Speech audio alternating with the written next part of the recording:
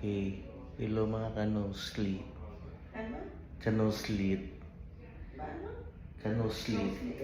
Ano parang slapit? Ito ba ngayon sa ER room para raspan si Mrs. Marn Grace Lanson. Si hi ka na naman dyan.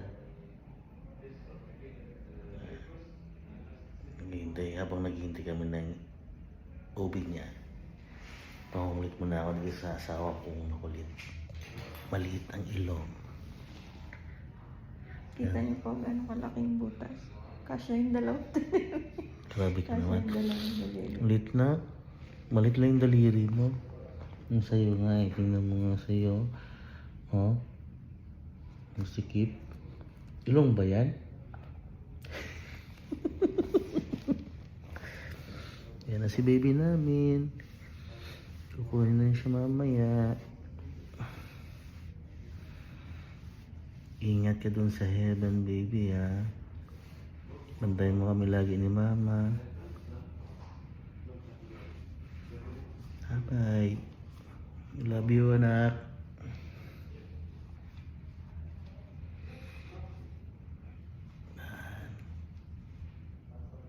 Sayang, hindi ka namin na ano. Sige lang, may reason naman siguro si God.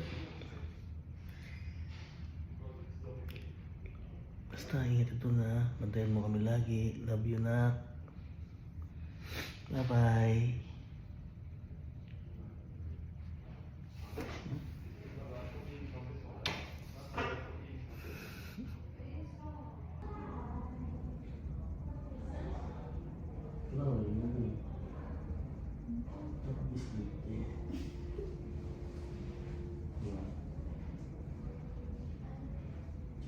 Yes, ang comfort na masama. Bibidyo mo lang siya. Tapos yun. Sabi mo yun siya ko sa akin. Ito pa mga labor. Tapos,